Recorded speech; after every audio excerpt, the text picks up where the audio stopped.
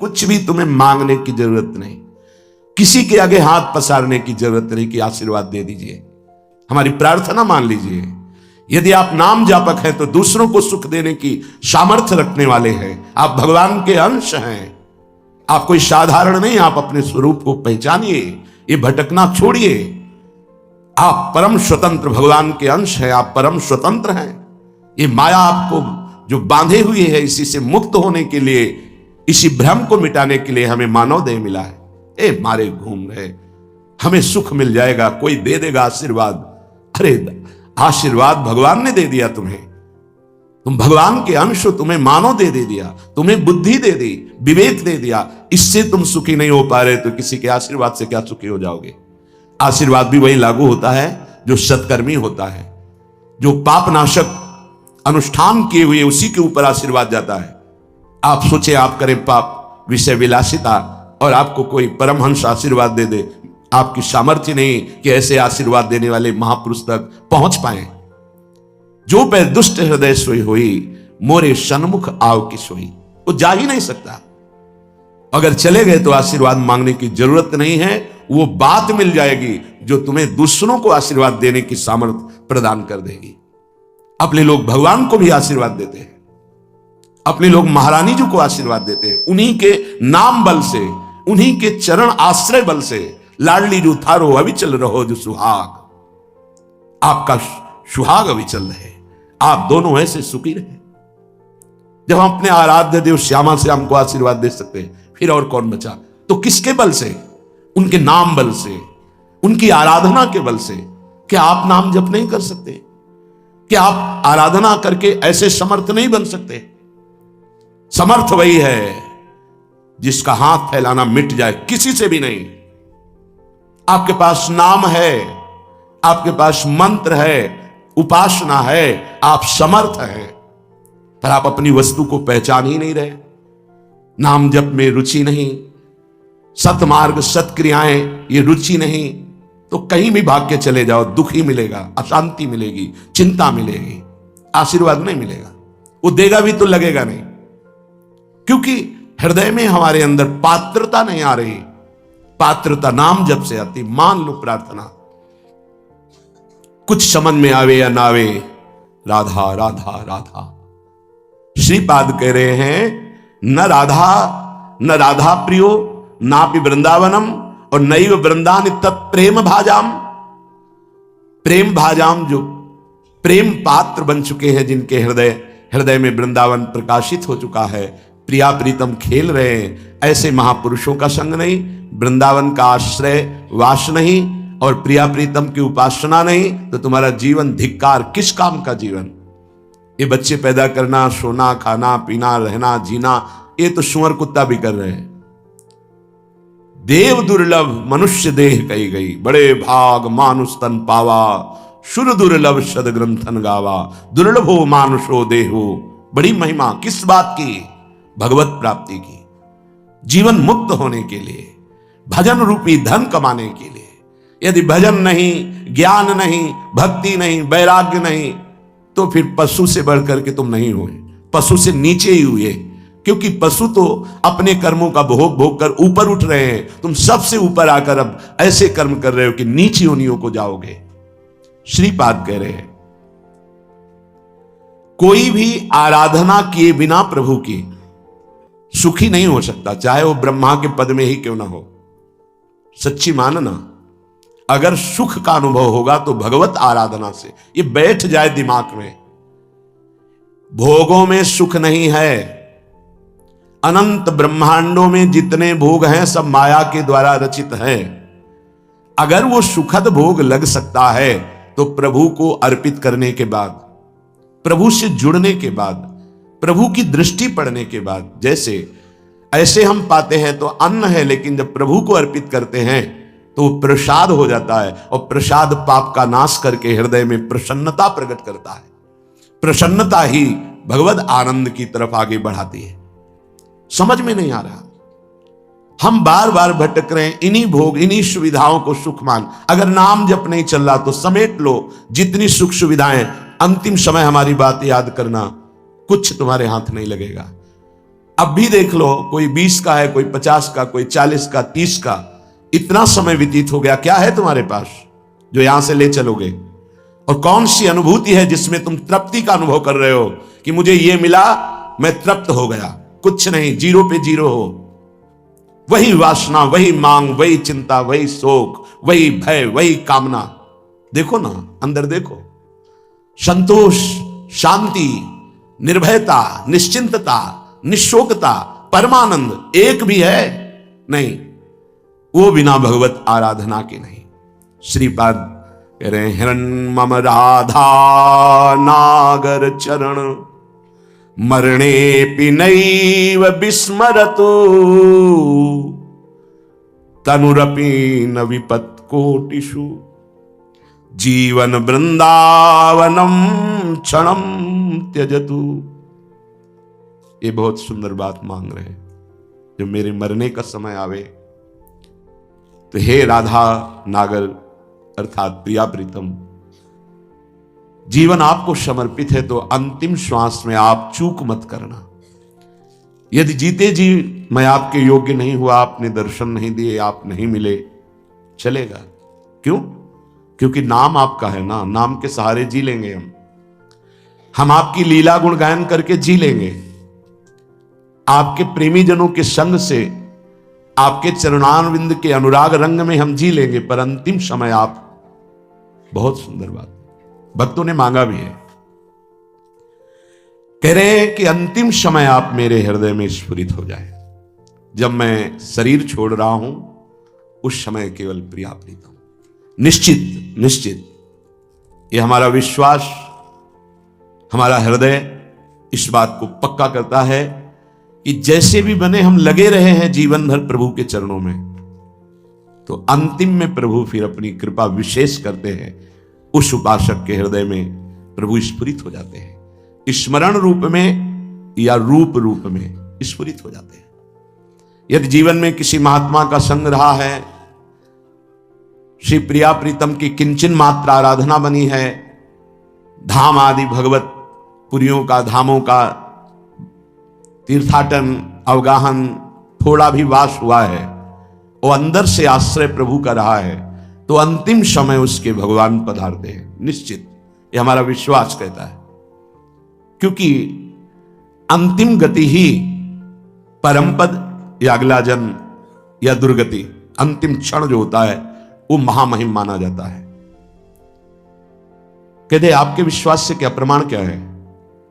तो अजामिल संध्या करने वाला, शास्त्र स्वाध्याय करने वाला, धर्माचरण परायण और बुजुर्गों की, गुरुजनों की सेवा करने वाला था। उस सेवा के लिए ही जंगल में समिधा लेने गया था। वहां व्यभिचार परायण वैश्या और व्यक्ति को देखा, कामांध हो गया। एक दृश्य ने उसे पूरे जीवन को बर्बाद कर दिया। तो अंतिम समय में जब वृद्धावस्था की सीमा चल रही थी कि उस समय संतान का योग था ही नहीं, पर संत जन आए और उन्होंने कहा कि अब जो संतान होगी उसका नाम नारायण रखना। अत्यंत आसक्ति छोटे पुत्र में होने के कारण मरने के समय वो उसे बुला रहा था, नारायण नारायण। तो शायद वो आवाज वहां तक ना पहुंची हो, पर नारायण के पार्षद आ गए और उसको परम पद मिला। ये घटना क्यों घटी? क्योंकि धर्मात्मा था, वो अच्छे आचरण करने वाला था। कुसंग से भ्रष्ट हो गया तो क्या हुआ? हरि ने अंतिम संभाल दिया। तो जो अपने जीवन में प्रयासरत है कि नाम जप करूं, जीवन में प्रयासरत है कि हमसे कोई पापाचरण ना हो जाए, जीवन मेरे जीवन धन प्रभु के लिए है, तो ये हमारा विश्वास है अंतिम उसका बहुत मंगलमय होगा। जो जीवन में मनमानी आचरण करता है, पापाचरण करता है, ढेर सारी वैभव समेट लिया, पर मरोगे तो कुछ साथ नहीं जाएगा। अंतिम समय जो तुम्हारी दुर्गति होनी वही तुम्हारे दिमाग में आ जाएगा और तुम उसी को प्राप्त होगे। श्रीपाद मांग रहे हैं प्रियालाल से, हन्मम राधा नागर चरणम मरणे पिनैव विस्मरतु। जीवन भर आपकी आराधना की, अब अंतिम समय जब मेरा मरने का आवे तो हे प्रिया प्रीतम आप स्फुरित हो जाए, आपके चरणारविंद हमारे हृदय में स्फुरित हो जाए। अब ऐसे कड़वे संसार में जन्म ना हो, जहां केवल छल है, कपट है, धोखा है, जहां सत्य का किंचन मात्र लेश भी व्यवहार में नहीं है। तत्व तो सत्य विराजमान है पर उसका परिचय नहीं। असत माया का खेल चल रहा, नहीं जन्मना ऐसे संसार में। हमें आपकी प्राप्ति करनी है। माना कि मेरे में सामर्थ्य नहीं, पर अंतिम समय आपसे प्रार्थना है, आप हमारे हृदय में स्फुरित होना। और हे वृंदावन, आप मुझे ऐसी सामर्थ्य देना कि भारी दुख का समय हो अंतिम, तो भी मैं आपके धाम से अपने शरीर को बाहर न जाने दूं। यह बड़ी बात है।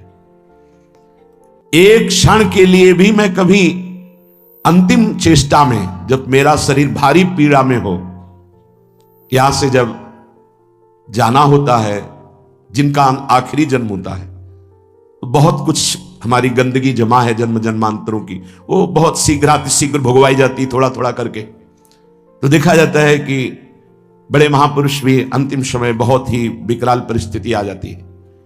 उस समय भागना नहीं है औषधि के लिए, नहीं, ये धैर्य उपासक के अंदर ही होता है। पास में ही राधा टीला है, अभी कुछ ही वर्षों पहले की बात है। यहां के पूज्य जो महंत जी थे, बड़े ही कुंज बिहारी श्री हरिदास चरणारविंद के अनुरागी थे। रामकृष्ण मिशन में गए, परेशानियां बढ़ रही थी। उन्होंने जांच की, उन्होंने कहा यहां नहीं, आपको दिल्ली जाना होगा, या हो सकता है आगरे में हो जाए, यहां तो नहीं हो सकता, न मथुरा में न वृंदावन में। कुंज बिहारी श्री हरिदास, कौन जाएगा दिल्ली आगरा। हालत खराब होती चली गई। श्री हरिदास कुंज बिहारी श्री हरिदास। सबसे कहा कि स्वामी जी बुला रहे हैं हमें, जल्दी तैयारी करो जल्दी। ये अभी कुछ वर्षों की बात है, ये अपने सामने की बात कह रहे।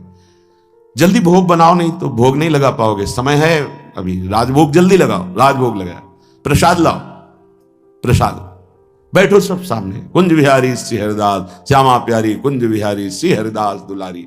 कीर्तन शुरू हुआ, कोई समझ नहीं पा रहा क्या कह रहे, बस खून की उल्टी हुई। बोले स्वामी जी बुला रहे, चले गए। ये है जीवन भर की आराधना का स्वरूप। अंतिम लीला बड़ी विचित्र होती, उस समय आराध्य देव ही संभालते हैं।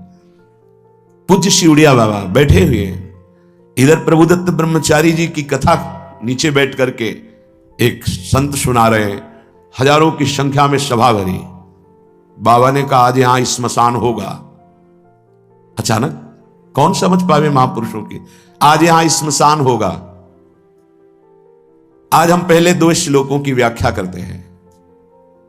जिसका जन्म होता है उसकी मृत्यु निश्चित होती है।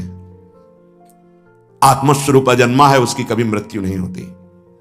धैर्यवान कभी मृत्यु से विचलित नहीं। कोई समझ ही नहीं पा रहा कि बाबा आज बेप्रसंग की चर्चा कैसे कर रहे हैं। अच्छा तो सब सुनो, जो चर्चा हो रही सुनो। प्रभुदत्त ब्रह्मचारी जी की भागवत, ओम शांत बैठ गए। आखिरी ओम बाबा का था।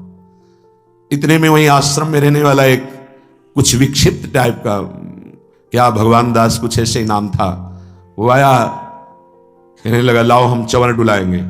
तो ऐसे अनाधिकारी पुरुष थोड़ी महापुरुषों की सेवा में लग जाते, नहीं तुम हटो। क्योंकि सुलझा हुआ विवेकवान पुरुष ही महापुरुषों की सेवा में। उसको गुस्सा आया, गया तो चारा काटने वाला गड़ासा कहां से कैसे व्यवस्था की था, काल पहले से कंबल में ऐसे छुपा के आया, और इतनी रफ्तार से बाबा की चांद पे ऐसे खुले हुए ऐसे मारा 6-6 इंच गड़ासा, और ऐसे फव्वारा जैसे खून कैसे उठते। किसी को समझ में नहीं आया। सामने एक बूढ़ी माई थी, दौड़ के गई, लिपट गई, 5-6 गड़ासे मार चुके थे। अब कोई समझ ही नहीं पाया कि मतलब हो क्या रहा। काल का खेल देखो, वो सब आसपास, मतलब सब ऐसे ही। तत्काल माई ने, बूढ़ी माई ने उसको वश में किया। बूढ़ी माई ने, सब लोग उसको, फिर जो लीला, बाबा को एक इंजेक्शन लगाया गया कि अंतिम समय वो चेतना जागृत। ओम, बस क्या पूरे जीवन तप ज्ञान की मूर्ति, अंतिम लीला कैसे जा रहे। पूरे जीवन मां मां मां पुकारते हुए रामकृष्ण पर, अंतिम गले में कैंसर, विविध प्रकार की पीड़ाएं।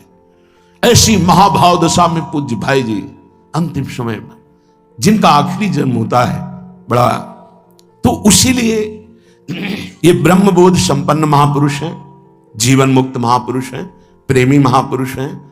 क्या इनकी महिमा वर्णन करे, पर ये हमारे लिए कह रहे हैं, हम सबके लिए, क्योंकि ये जो मांग रहे हैं ये तो प्राप्त है इनको। हर समय लीला में प्रवेश है इनका।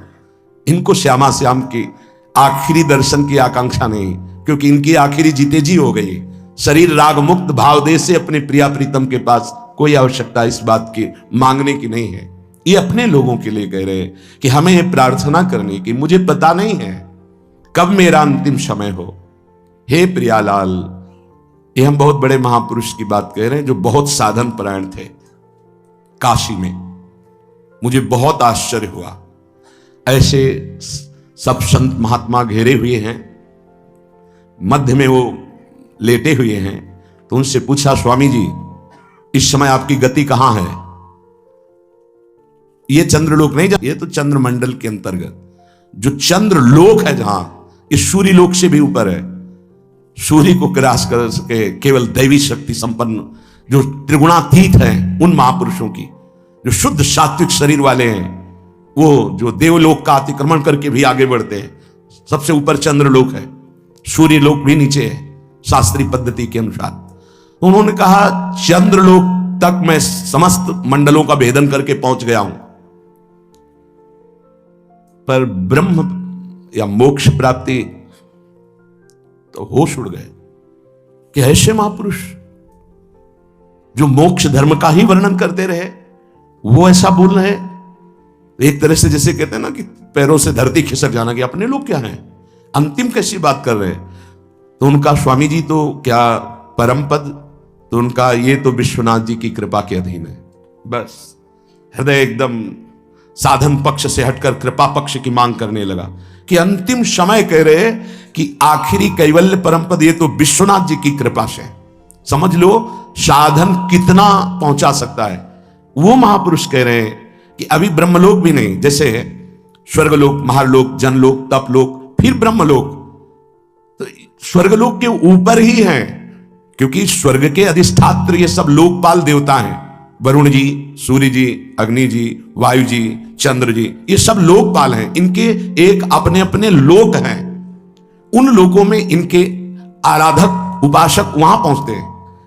तो वो कह रहे हैं कि मैं केवल चंद्रलोक तक पहुंच पाया हूं, उसके ऊपर ब्रह्मलोक वहां भी नहीं गति हुई। और परम कैवल्य पद ये तो विश्वनाथ जी की कृपा से, क्योंकि काशी में शरीर छूट रहा है, जीवन भर उनके नाम पर रहे, तो वो गति उनकी, मेरी गति यहां तक और वो विश्व।